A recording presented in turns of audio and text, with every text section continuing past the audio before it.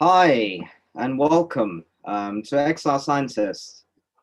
Today is Ask a Scientist Live, and it's episode 6. The topic question today being, how can social and environmental justice movements build political power?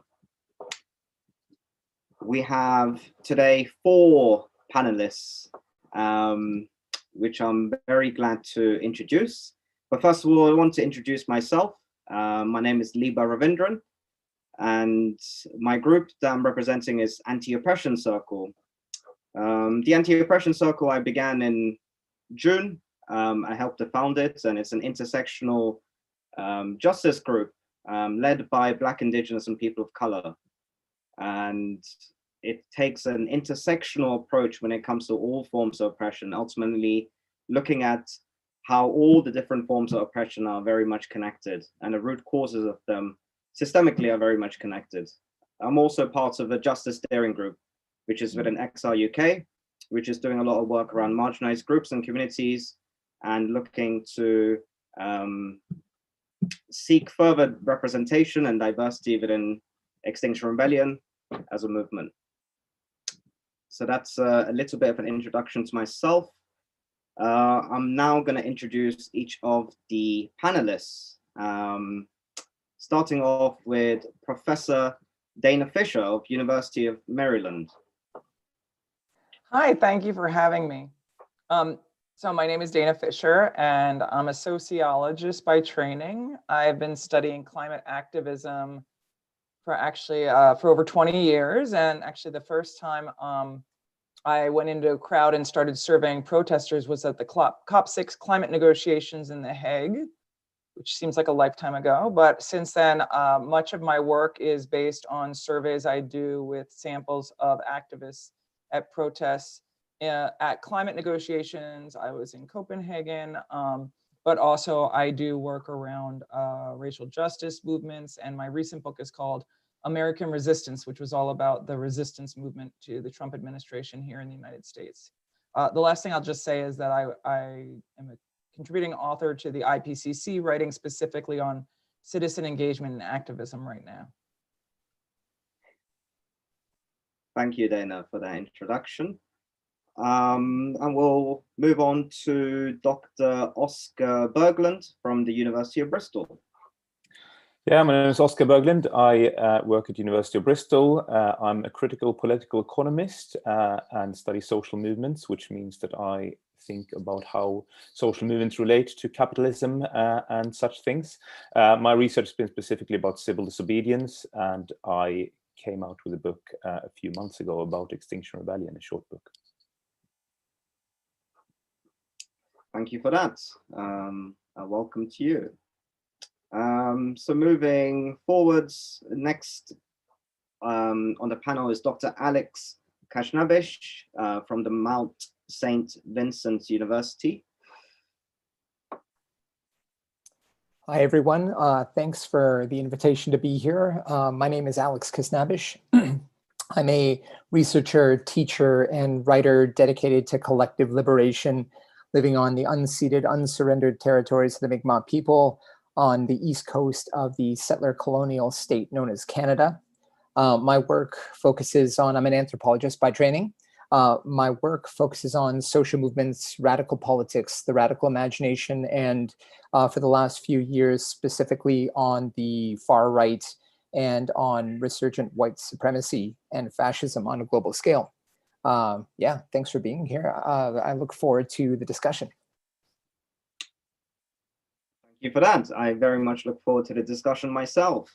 So we got the 4th panelist coming up, and that'll be Kofi Mawuli, who is the joint coordinator of XR International Solidarity Network.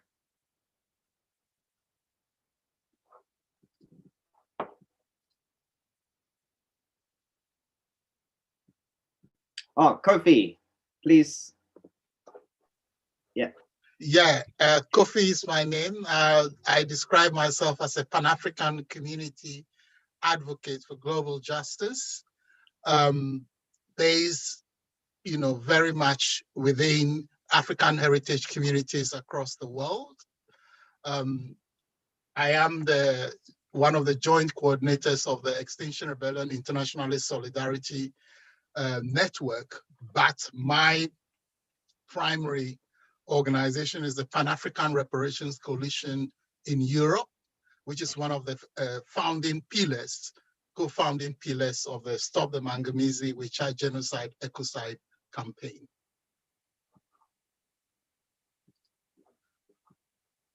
Thank you very much, Kofi. So that is our 4 panelists today.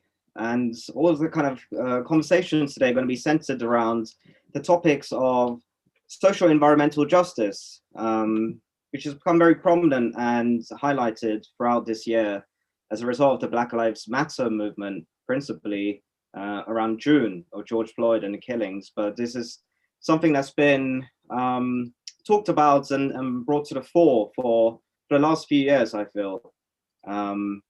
I myself am very passionate about this topic and feel very strongly. So I'm excited to hear from all of you today. So to start off with a question to go forwards, I would ask Kofi, if you don't mind speaking. I'm going to pose this question to you and see how you feel about this. So how can we better coordinate global actions with stronger connections between grassroots level communities and movements, especially in the most affected areas in the global south, with those in the global north? First of all, I would open up by saying it's important for movement activists to, relate to their own movements and those of other people with an open-mindedness that is ready to learn from others, and not necessarily think you know it all, or where you are coming from, all the knowledge is there, and therefore you are out there to teach, and therefore you should be pontificating to others. I think humility in saying that, yeah, you do know something, you have some experience, definitely, but in engaging with others, you should be prepared to respect the fact that they also know something, okay? And without that, then we cannot even begin to connect properly. So that's the first thing. Then, of course, if you're talking about power, then we have to understand that change making is political. So when people come with some of the ideas like, beyond politics, and so on and so forth, that may be where they're starting from, and it ought to be recognized. But if they insist on carrying that through in engaging with everybody, then the connections wouldn't happen, because others come from different perspectives on this question. And of course, when we are looking at, building global, relations to address issues of power, recognizing that, the power of what we are coming up against, if we really mean to tackle injustices of every kind, this power is organized globally with vested global interests, and that they will, whatever are the contradictions amongst them, they are secondary to them ganging up to defend their global power most violently, right? Then it is important that we also have in mind building global connections, and that these global connections are not an add-on, they are fundamental, if we seriously want to make change making one of, addressing power relations. And once we start off from that point, then, there is a equitable relationship, because we need each other to have the global, power from our global connectedness. We say even global connectedness, the local link to the global connectedness, right? To be able to challenge the forces that will power against the purposes that we want to achieve in common. So if we get that, and then we understand also the locus that we each have, right? in terms of whether you're located in a movement around race or, class or gender, or sexuality and so on. And so if we need to understand that, and we need to emphasize our locus and not seek to erase them. Indigeneity is extremely very important when you look at power from a geopolitical context and the history of colonization and imperialism, which cannot be wished away, So once we get these factors of intersectionality correct, right? Not that we know everything, nobody can know everything, but we are prepared to learn in engagement with each other. And we actually approach each other by saying, recognize that you come with issues of resistance for justice. Others come with issues of resistance for justice. And the meeting point is to harmonize, not necessarily to homogenize, right? But to harmonize, and we all ought to support each other and learn how best, not you know how to support somebody else. That group have and people have to actually teach you through dialogue, in the way Paulo Freire meant it, right? That you need to be able to learn how best you can relate your own resistance and issues of resistance to others. Now, if we have that common understanding, or we are prepared, even if we don't start with that, we are open-minded enough to learn this as we work together and essentially work, real attitudes expressed in work, not just in the theoretical formulations that we have in our heads, even wishing to be good, but the challenge, we all have unconscious biases, right? And this, dealing with them, is best expressed in what we are prepared to do and in the actions we take, in the attitudes we take, towards each other and towards the issues that we are confronted with. Now, if this is how we approach things, then I will say it is easier, not easy, it is easier for us to learn to best work together from local, national, international levels, and build the harmony, necessary with all the pluriversality that must entail to ensure cognitive justice respects everybody's perspectives, right? If we do that, then we are able to forge a global unity that challenges the global might of those who are committed to global injustice. And then the global justice we pursue in common will inevitably defeat the forces, of injustice. Thank you very much, Kofi. That was a strong rallying cry, I felt. And that shared humanity, that common kind of sense of humanity that all of us feel, wherever we live, is a very important message to understand. And the fact is that the global south would be most affected and are the most affected as a result of this climate crisis and ecological crisis. And therefore, building that kind of sense of resilience through grassroots networks is incredibly important to foster. If we want to tackle this crisis as a species, as a humanity together. So I'm going to move forwards and not have so much deliberation around these questions and trying to ask each of the panelists one specific question that's been picked by someone who's already sent in a question, leaving time afterwards for a more kind of discursive and a bit of a kind of debate maybe towards the end, a bit more of an open session.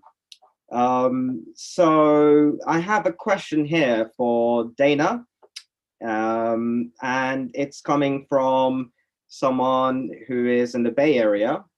Scientists themselves appear to be resistant to collective action, and in particular to actions like NBDA or strikes. Presumably, this is because scientists want to appear objective or want to preserve their independence and authority. How can we get scientists off the fence and committed to political movements? Well, I think that's a really important question. There's actually been some really interesting research done in the past few years that specifically asks people their opinions about their faith in scientists based on the kinds of political actions that scientists might engage in. And what's really interesting about the research is that it tends to find that scientists who take a political stand that policymaking should happen, but do not specifically lobby or advocate for a specific policy, have the most successful effect on changing people's attitudes and being trusted by the general public. And as a result of that research, I actually think that what's really important here is to encourage scientists to recognize that on the one hand, everybody's a political actor. And I think that, as Kofi's talking about, in a lot of ways, the role that power is playing in movements and in society and in everything is so important. And scientists by themselves are not norm free. Science is not norm free, as I'm sure everybody here on the panel acknowledges. But I think that to think about how to bring scientists in collaboration, if they want to use their positionality and their role within the science, the scientific institution, if you will, the best way to do that, based on what the research says, if you want to use them to help pivot and affect individuals and help to motivate and mobilize individuals, is not to have them focusing specifically on institutional specific policies, but rather on using the science to help galvanize support around issues. Thank you for that. Yeah, I believe it's incredibly important for those scientists and people who are in professions to really stand up for their beliefs when it comes to this and put themselves on the line. I think it's a kind of a test of your own kind of moral courage and strength, and to kind of go through with it. I think it's very important. So for the next question, I'm going to ask Oscar to come into the conversation. And Oscar, does it make sense for social environmental justice movements to put a lot of energy into the slow process of building political power versus, say, pressuring XR style whoever is in power to do the right things? Yeah, that's a question for you. Yes, it makes sense to go through the slow process of building political power.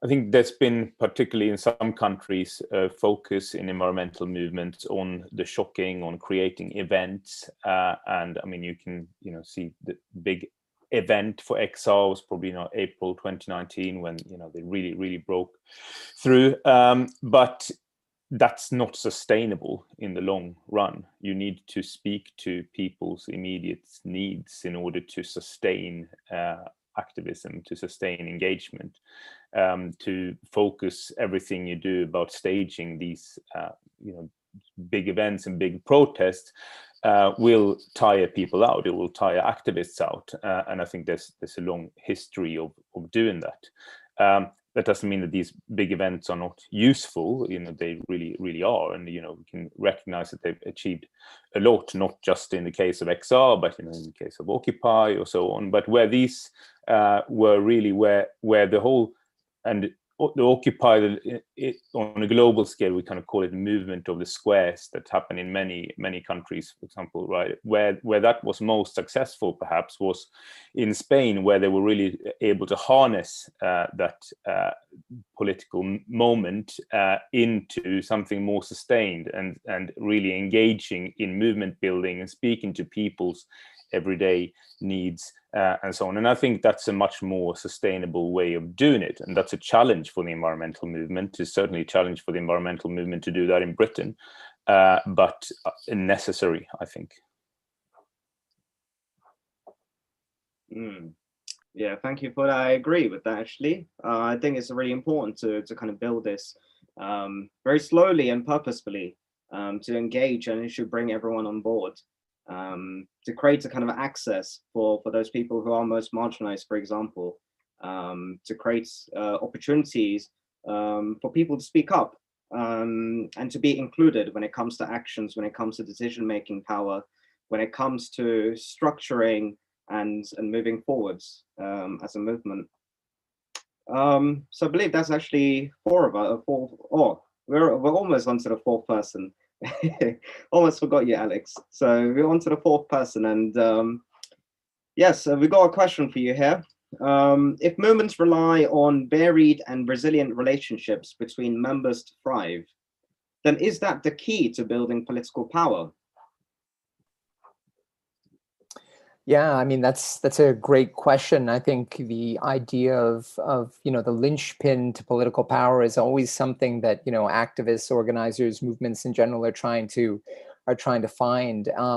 I mean, at the risk of sounding like a typical scholar of social movements, I'm a bit hesitant to say that it's the linchpin of everything. But I think one thing that's come out very clearly in the research that I've done over the years with social justice activists is that we often spend far too little time paying attention to the nature of relations within movements, within our organizing spaces, and in doing so actually often reproduce many of the oppressive and exploitative relations that we've been socialized into in wider society. So, I mean, I think as a simple answer, I'd say absolutely. It's critical for movements to nurture and cultivate very intentionally relations between members and within their own spaces that are engaging, that are sustaining, that are capable of actually bringing us together, as Oscar was just saying, as other commentators have already said, capable of building that political power over the long haul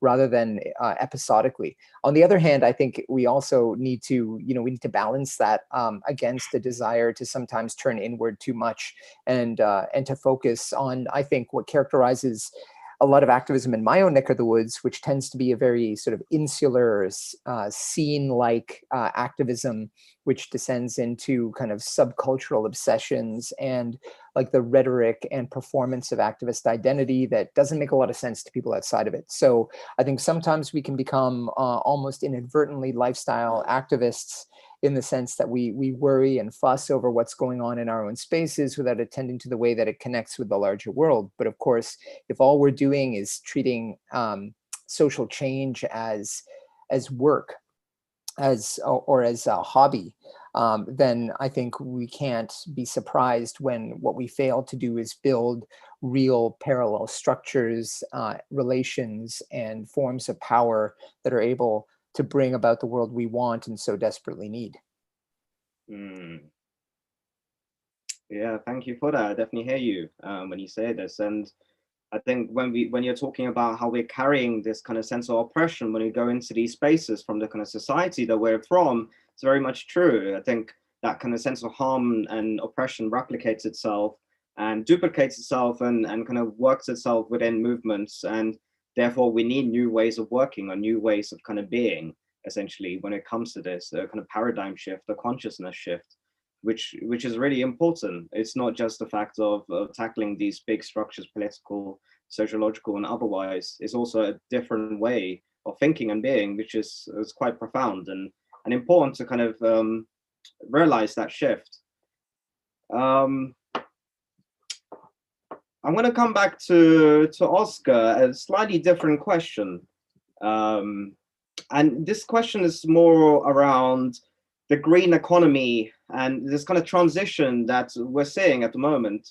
One of the kind of recent announcements that I've seen is Boris Johnson committing to a target here in the UK of 68% reduction in emissions by 2030, which is a kind of optimistic target, but the policies don't necessarily reflect it. So is it not important to agree on concrete plans and how to transition to a green economy?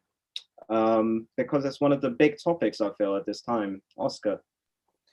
So of course it's important. I'm wondering if the question means that it's important in a country or if it's important in a movement to do so. I think that what my message would be to green activists is, I suppose, to engage more with those visions. At least activists in the UK. I think it's a bit different in the US, for example, where you have the Sunrise Movement that have really led the way with the Green New Deal. I'm sure Dana will know much more about that than I do. But the Green New some kind of Green New Deal has not been part of Extinction Rebellion's message, right? It has been part of these sort of youth strikes demands and so on. And I think that if you're going to build a movement, if you're going to sustain activism, then you need to do that with something that can engage people. And different iterations of a Green New Deal is something that you can engage people with, right? You can kind of go to communities and you can think of like, what could a great Green New Deal do for you? How do you relate your immediate needs and struggles to what we need to address climate change, and how could that sort of huge investment benefit you where you are? I think that's something that is much more concrete for people to get engaged in than something like, fighting for citizens' assembly, which has been, all good and well. I've got nothing against citizens' assemblies, but it's maybe more difficult to build a broad movement on a rather obscure idea of democracy than of something more concrete like a Green New Deal can be made to be. I'm aware here in the UK, there's also a climate ecological emergency bill that's being tabled and potentially being passed. That's something that I believe Extinction Rebellion also behind and wanting to work towards, but there's a very good point around the Green New Deal. Yeah, maybe I'll come back to you, Kofi, now. So Kofi, should we consider promoting at UN and all political levels legal standing for the most oppressed in the earth? Might it get more done sooner than trying to build political power approach?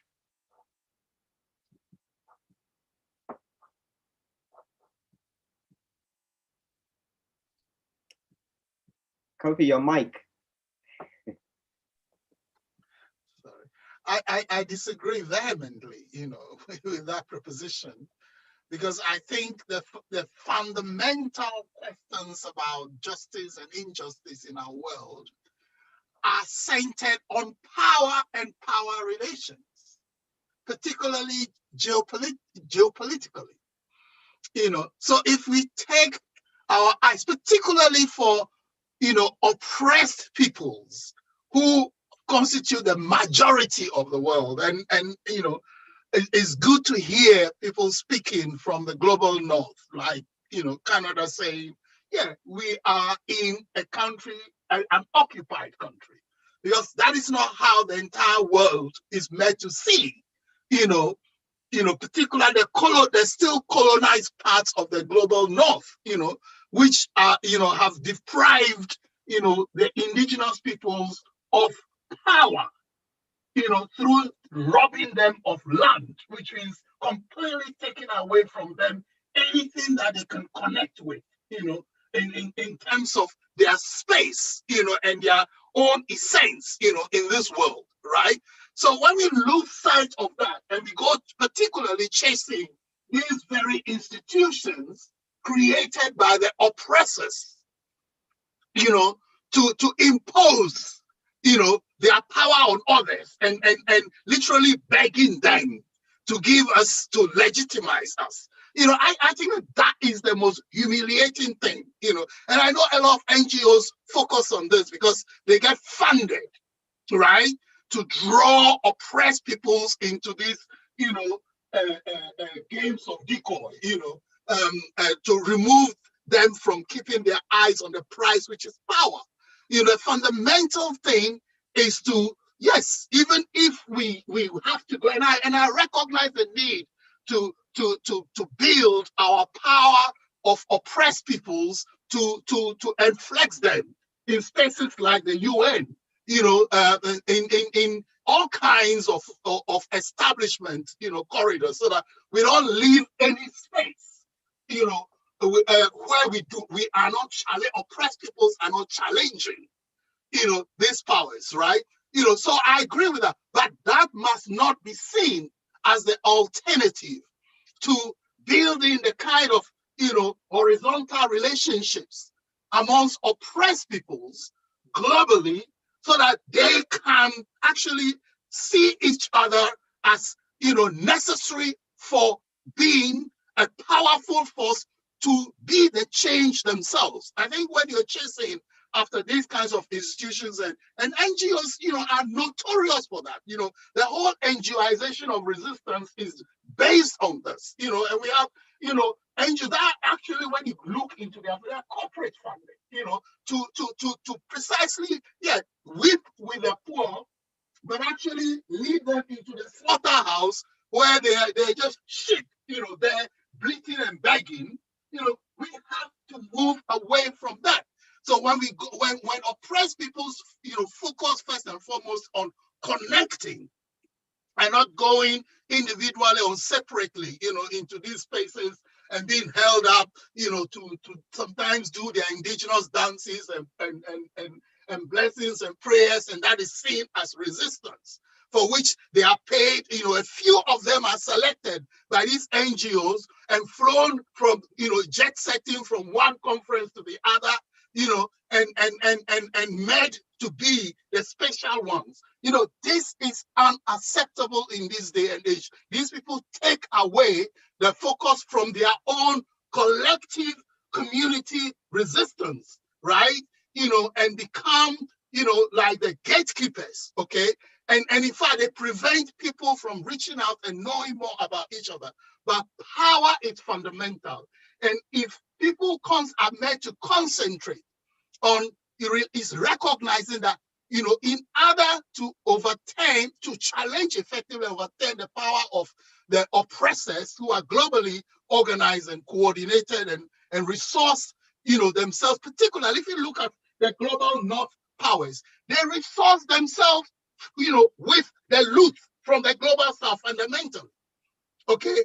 And then, they're able to bribe a few people to, and encourage them to moan and plead and beg, and then they get thrown some little crumbs, and that is what it is, the resistance. But focusing on power and taking that, co-building of power amongst oppressed peoples with their allies, even from amongst oppressor nations, working together first and foremost to consolidate the power of the oppressed, and then take it everywhere, to every platform, to confront and challenge and expose the oppressive power of oppressors. I think fundamentally that is what will make even the use of those platforms, effective and meaningful.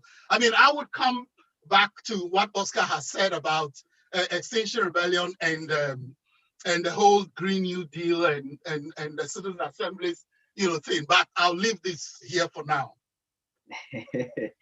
Yeah, thank you very much again, Kofi. And yeah, building our own power is very important. Building our power from grassroots, from the ground up.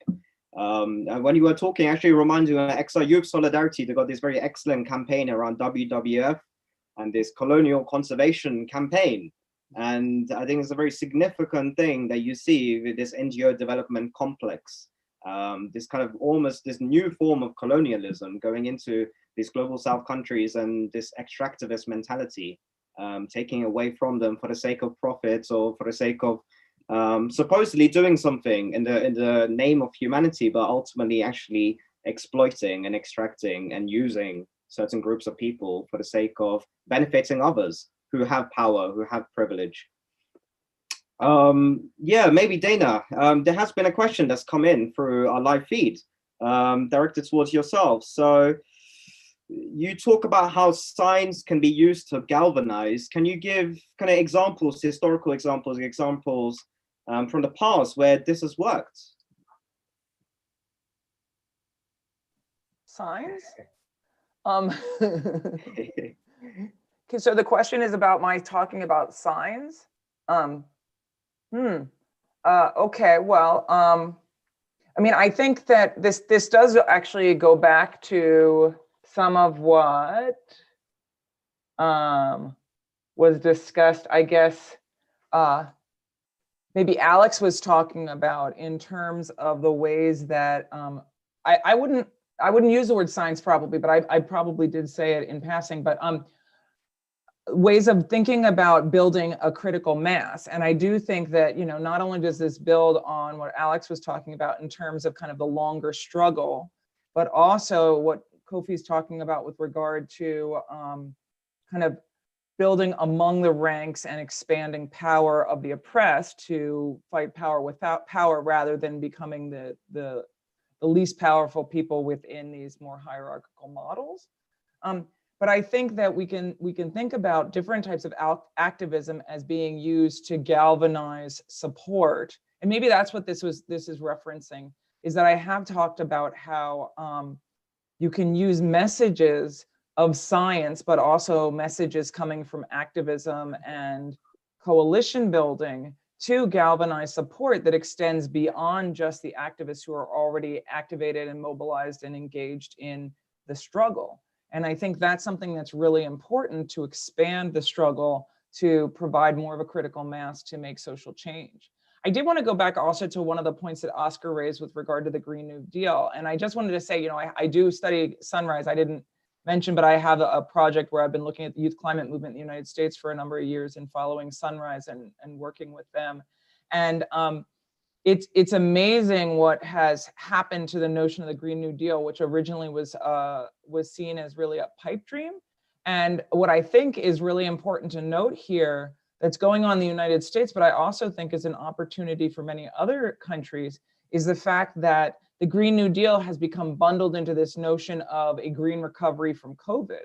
So that if we weren't in such a horrible, United States is in a particularly horrible situation right now, and there is this obvious need with this shift in administrations towards more recovery and investment in people and community, that we wouldn't see many people starting to think about a just recovery, a green recovery, and one that involves and invokes a lot of the ideas behind the Green New Deal, which also could galvanize people. So I'll go back to galvanizing. I'm sorry if I didn't speak to what the question referred to with regard to science. And if I missed it, I apologize. Yeah, I think that was a very good answer. Thank you for explaining. And yeah, I want to kind of swiftly move to Alex and ask a question, which I think is very important when it comes to movement building, when it comes to working alongside each other. How do we teach people to respect each other's viewpoints? It is especially important now, but what do we do, and how do we do to kind of achieve this? How do we work alongside our allies, as well as work alongside those who we have differences or disagreements with? Yeah, that's a critical question, absolutely. And if anybody who spends much time on social media these days, I think probably has a sense of how difficult that is, and how so many of our mediatized forms of communication really mitigate against that. For me, this is a crucial question of solidarity, and we have hundreds and hundreds of years, really, depending upon like where you want to take your points of reference from, of wonderful examples to show us just how possible that is. I think this is in my own work and the work of others, of their movement observers, activists, and organizers who I admire. I think this is really framed as the long-term work of understanding solidarity, not as a thing to be achieved, like a coat you put on, but as a thing we do together that is mutually transformative. And I think to come back to the points everybody has made, but perhaps Kofi was making most eloquently a few minutes ago, part of the problem is that, for so many people, they enter into these relationships with a sense of power and entitlement, even if they're not conscious of it. And so the relationship from the get-go is not transformative. It's not collectively liberating. It's about charity. It's about co-optation. Ultimately, even if unintentionally, it's about speaking for, knowing better than, understand, even in all the benevolent liberator, memes you could imagine at this moment. So I think, like, first and foremost, I would say the best lessons we can learn come from places where successful movements have built power and exercised it. So for me, my examples often come from one of the movements that continues to inspire me, and that's the Zapatistas in the south of Mexico and Chiapas. And one of the most basic lessons I think that struggle teaches is that it is not about sort of gifted individuals who come into places and manage to rally people, organize them, and direct them as a transformative force, but rather it's about the work that gets done in community. This is communities of and in resistance, where people are brought into contact with struggle as part of their daily life. And I think for many of us in the global north, in a place like I live, part of the problem is that most of us who desperately want change still see ourselves and really figure as defectors from the system, rather than as self-conscious community members who are articulating alternative forms of life that are then also part of that bigger struggle. So for me, one of the things that I would say is that we begin to build that tolerance for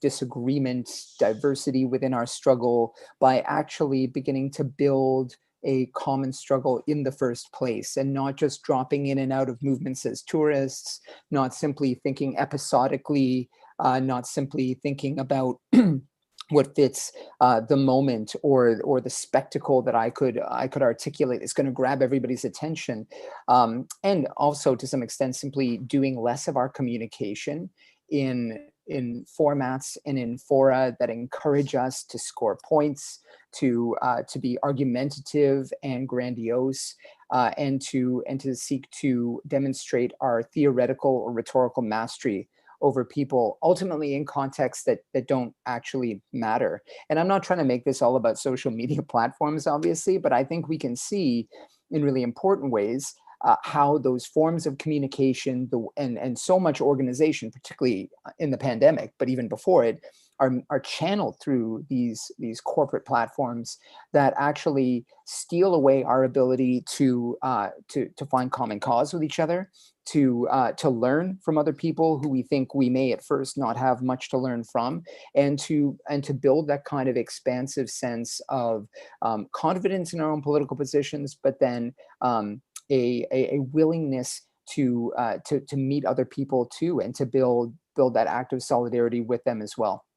So, I mean, I think, you know, there are lots of, I think, specific things people can do within movements to be more inclusive and less exclusive. But I think primarily, you know, that's what I would suggest. I think for many of us, it's about really recovering and beginning to rebuild a grounded and rooted sense of being a community in struggle, communities ultimately across a global landscape. But, you know, right where we are right now, wherever you live, you know, are you sort of part of an episode?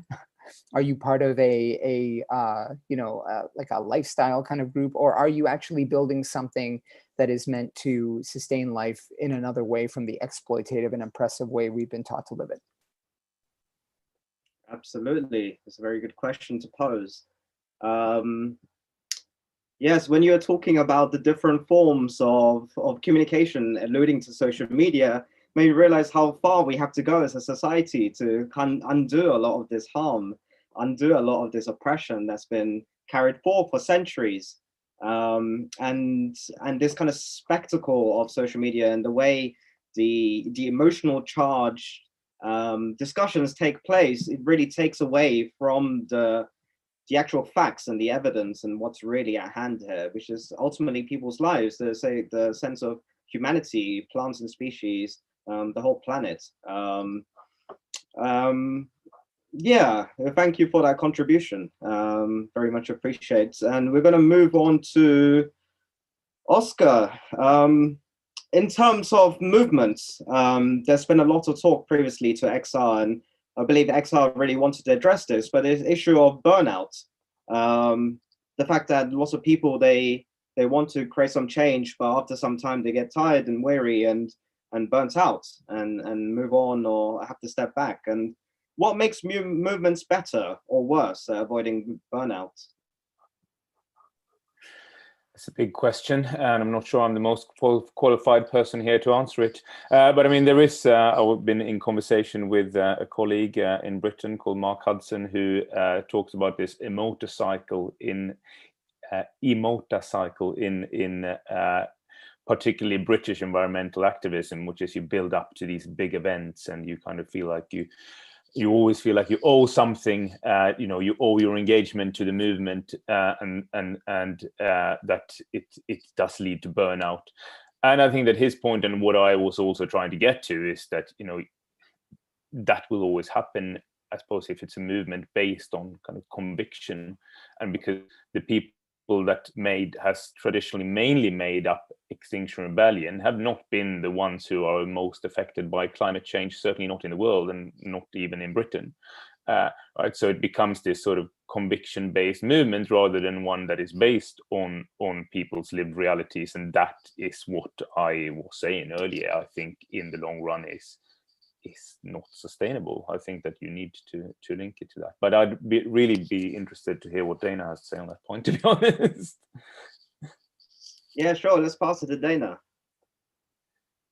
Great. Well, thank you. Thanks for passing it over, Oscar.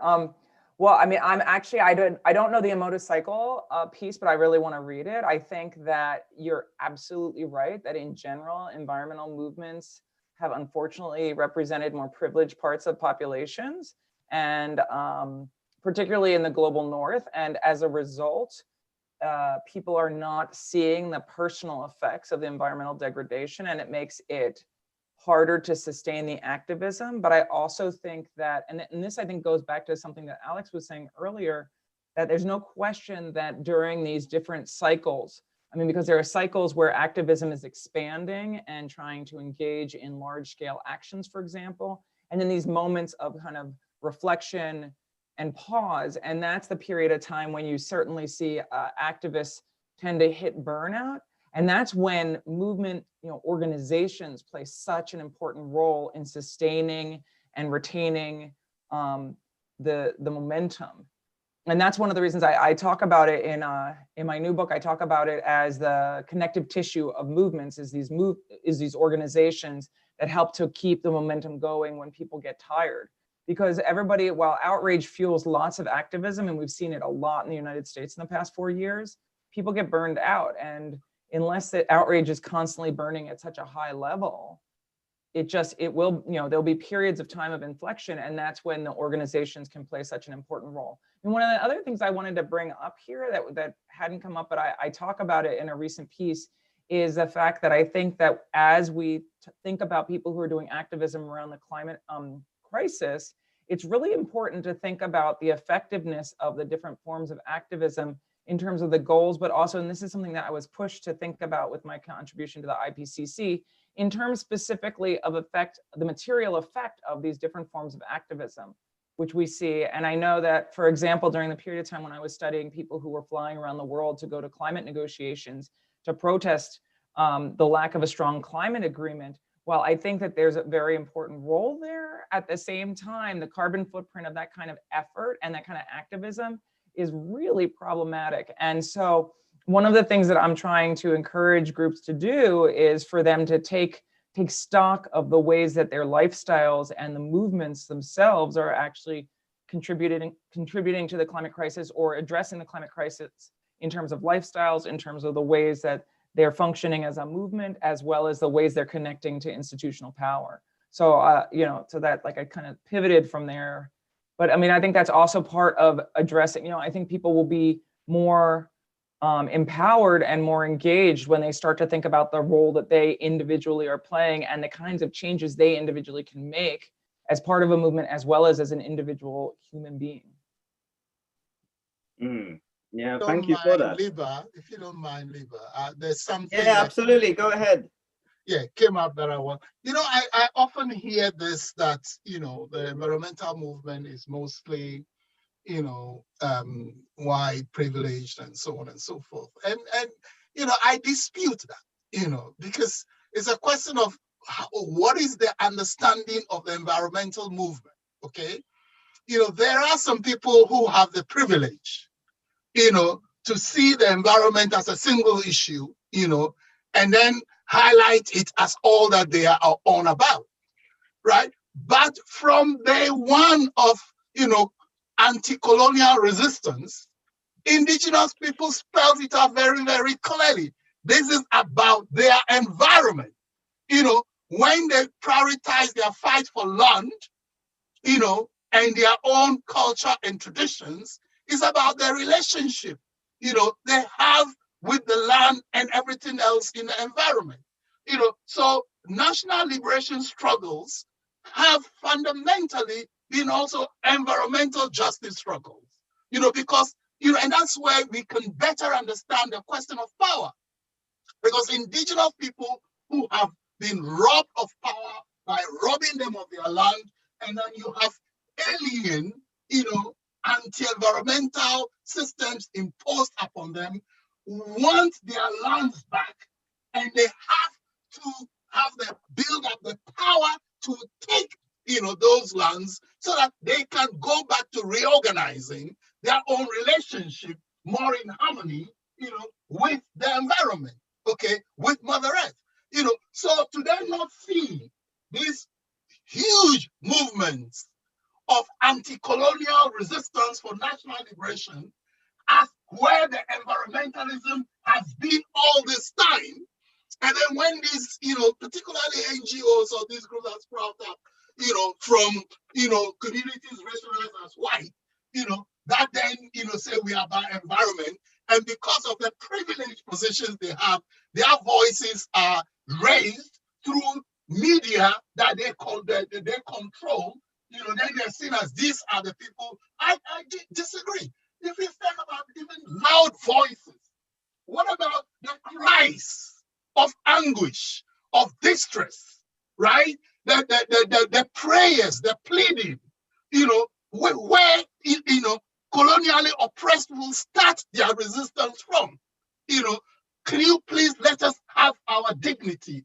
Can you please let us have our land? Can you please let us, we pray, get, to have control over, our lives. This is all about the environment. And I think the Eurocentrism of whiteness that, misinterprets, the environmental movement just, as something that's, people racialized as white and organizations that are led by them present to us as the environmental movement is the most deceptive nonsense, that is, preventing various forces that are increasingly becoming concerned about the environment, who instead of saying that, and this is what we as the XR International Solidarity Network, we founded ourselves to do within XR, to register this point, that you are starting no rebellion. To be, if you want to tell the truth you demand to yourselves, actually, you are, joining the rebellion, the intergenerational rebellion of colonially oppressed peoples who are the majority of humanity as the wretched of the earth. And this needs, if you want to be honest, this needs to be resounded, by you. And of course, there are certain circles within, I wouldn't hide it, who have been most resistant to XRIS, and precisely because of, this message, right? And we've had all kinds of challenges.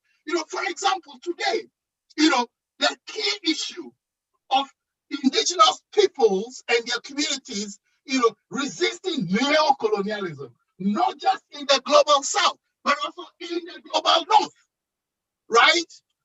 It's not, no attention is being paid to when they are asking for the truly democratic space and voices to represent themselves substantially.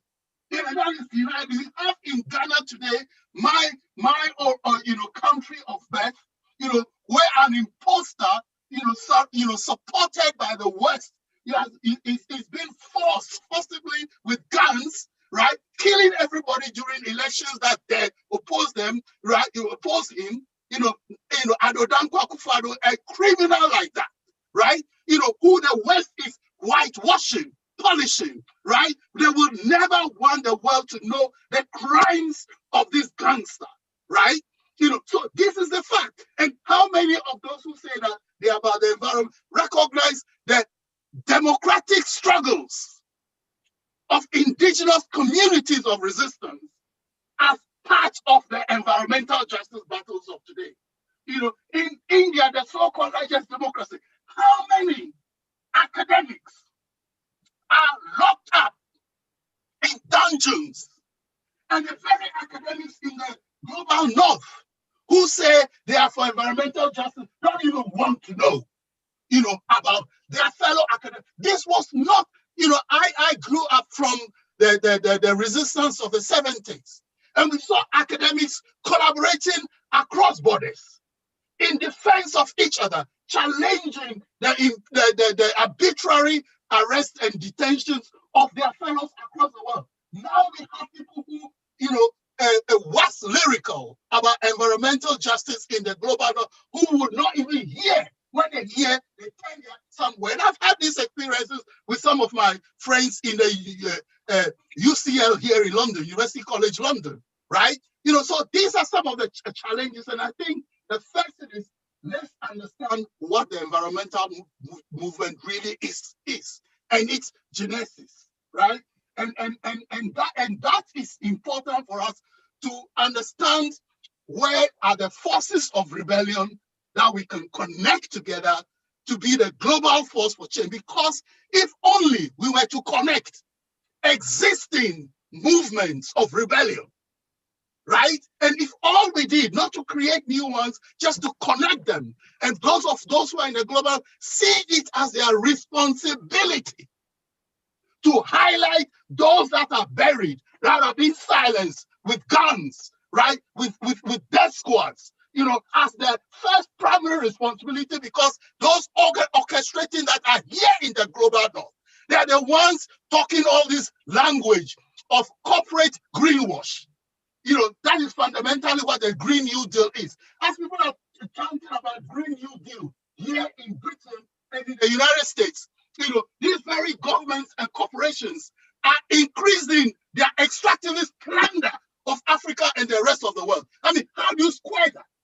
This is pure eco-fascism to want to address, the environmental crisis to the benefit of a privileged few in the global north at the expense of the entire, the rest of humanity. They can be wiped out, they can be plundered, the environments can be poisoned, because there will be a Green New Deal programs in the global. This is eco-fascism, pure and simple. This is hypocrisy. This is, fascist lying at its worst. Thank you for that, Kofi. Very strong words, but yeah, I think we all of it took in. I have to say, I was reminded of a couple of things. There's lots of protests happening in India at the moment with farmers. I think it's one of the largest protests in history. Many farmers, and just that grassroots community resistance is so important for people to show solidarity with each other when it comes to this, and working across borders, across nations, across countries, across differences ultimately. And I think that's why that question towards Alex earlier was very important. The fact that we do need to work together, have this pluriversal and differences kind of integrated, so we actually work together to achieve a sense of justice, a social environmental justice, which was the topic of today. So we have maybe a few minutes left, and I want to end on this question, which I believe everyone can answer in a short or fairly short way. And it's about COP26. And as we all know, COP26 was supposed to be in Glasgow this year. It's supposed to be this big international conference for climate justice. However, it got postponed because of the pandemic, and it's going to be taking place next November. So in the year running up to COP26, how really important is it, and what really can be achieved internationally? So I'll just open that up to the floor. Maybe beginning with Alex. Yeah, I mean, I think one thing the pandemic has done is simply to highlight how these issues have been plaguing us for so long, and to bring them to the fore of people's consciousness. And, like you were referencing earlier, the explosion of the Black Lives Matter movement again this summer with the murder of George Floyd. Many people sitting at home in front of their screens, looking at the carbon indexes, watching the fact that, for a long time we heard at the beginning of the pandemic, oh, the shutdowns are going to help. They were going to see like a mitigation, and we haven't seen that. We've seen many northern nations especially double down on fossil fuel extraction. We haven't seen the kind of progress people keep hoping for from the status quo. And I just think by way of concluding comments, I would say that this is a reminder that there is no external force that will compel the ruling class to change its desires, its interests, and the way it does business. The only thing that can do that is our movements. There isn't a climate crisis, a pandemic, a war that's going to disrupt that power formation. The responsibility and possibility lies with our movements, and so I would just say in the lead up to the next climate conference, what we need to do is exactly what many of the most oppressed have continued to be doing all this time, which is organizing at the grassroots, making those connections, building power, being disruptive, being ungovernable, refusing to be co-opted by the machinations of the ruling class, refusing to be placated by their promises, and understanding that they will literally, burn us all up and end other life on this planet if they think they can milk another few decades of leisure and extravagance out of it. And I think it really is. It's we're past the metaphors of tipping points and all that kind of stuff. We are into a do or die moment in so many ways. And so yeah, let's get to it.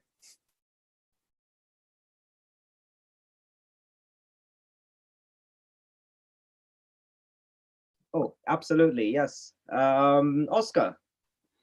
Yeah, first of all, I'd just like to say that I agree with everything that Koffi was saying, and I think the work of international solidarity is incredibly important. I'm a product of international solidarity. I'm Swedish Peruvian, and my Peruvian family have been very involved in anti-mining struggles in Peru, which are of course very much the front line of a lot of climate change activism, really. So I agree with all of that. I think Alex put it very well in terms of COP. I mean, COP is most likely going to be a festival of greenwashing, and it's up to us and it's up to movements to call that out and to contest it. That's what we should be doing leading up to and during COP26. Very clear. Thank you for that. Dana. Great. Well, in a lot of ways, I'm going to basically just echo what my colleagues already said. I think that for too long, organizations, particularly international NGOs, have focused a lot of their efforts on targeting activism around the international climate moments at these climate negotiations. And I think that one of the things that I hope we've all learned, I mean, I'm speaking to the choir here, is that these moments actually have to be building on the struggles that are locally embedded and nationally relevant, so that nation states will only make social change to the degree that they feel the pressure that they have to respond to the struggles coming from within, which is not to say that activists and organizations, movement groups can't work together to use what we call the boomerang effect to pressure other nation states. And that's certainly has been proven to be successful around environmental struggles in the past. But I think that the idea that everybody is waiting to ramp up for COP26 is absolutely a mistake. But I don't think that, I don't think that I'm preaching to, I'm preaching to the choir here. I think everybody already is on board with that. And I do think that the biggest focus, and I think it's been a theme amongst many of our comments, is that, all politics is local. All movements have to be grassroots connected, and not just, astroturf and not just grass tops, but really embedded in local communities and local struggles. And this is an opportunity for that. And it builds on, the remnants of colonialism, neo-colonialism, as well as, extraction and the way that extraction is working, as well as the unfortunate politics of the pandemic, which is another form of exploitation by the more privileged to the less privileged that we're seeing around the world. So I think all of that can help inform how movements work moving up towards and then beyond COP26, because there certainly there'll be more struggle to have. Certainly. Thank you for that contribution.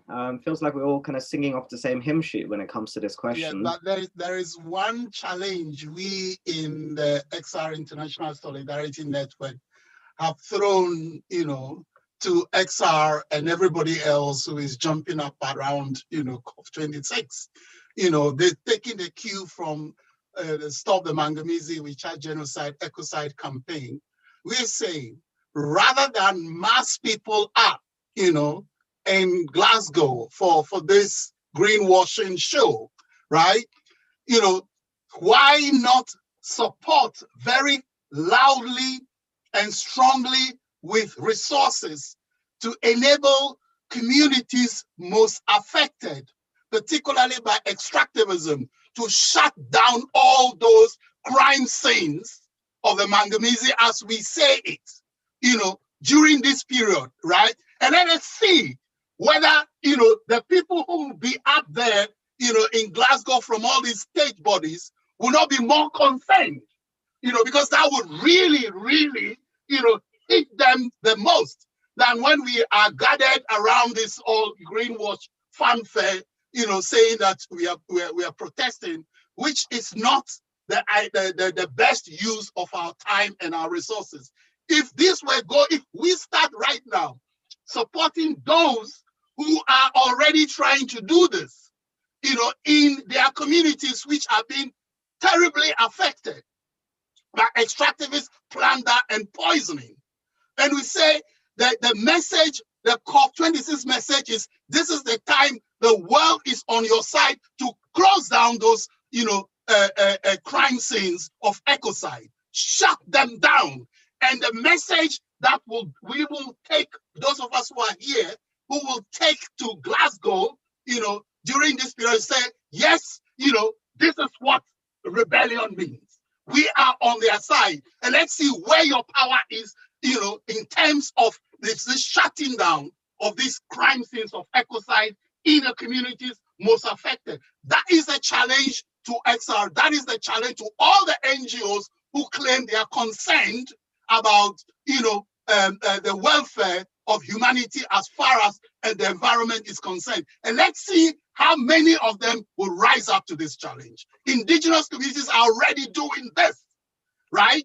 And let us not take the glare, of the media limelight away from them, for this greenwash nonsense that is going to happen in Glasgow. Let's rather turn the limelight onto these communities where they are in their own localities, resisting crimes of genocide and ecocide. And that will be a totally different departure from, this, comedy show we are seeing, around the cops.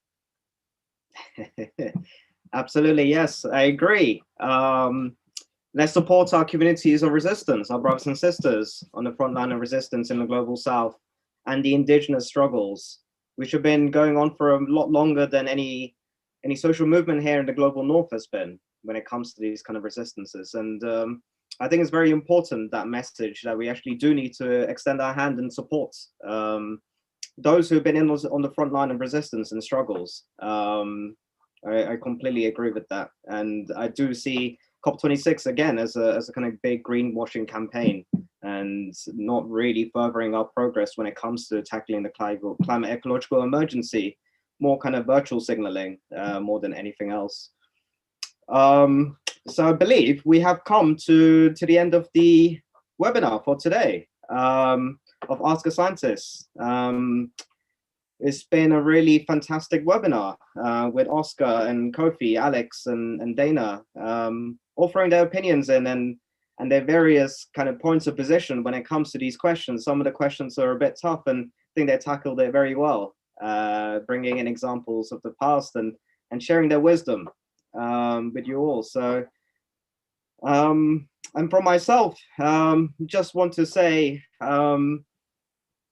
it's been a pleasure to host and to moderate. And if you want to know more about the kind of work that's been going on, can follow the XR Scientist and Extinction Rebellion page to understand more of what kind of talks that we've been having, the discussions that we've been having. And from myself personally, there's the Anti-Oppression Circle, which can be found through contacting XR Scientist. Also my own personal handle of Liba Ravindran, which is on Twitter, on Facebook. So that's it for now, I believe. And we will come back soon for another webinar. I'm hoping next month. So just want to thank all of the panelists again for attending, and have a very good night. Thank you all. Distinguished company.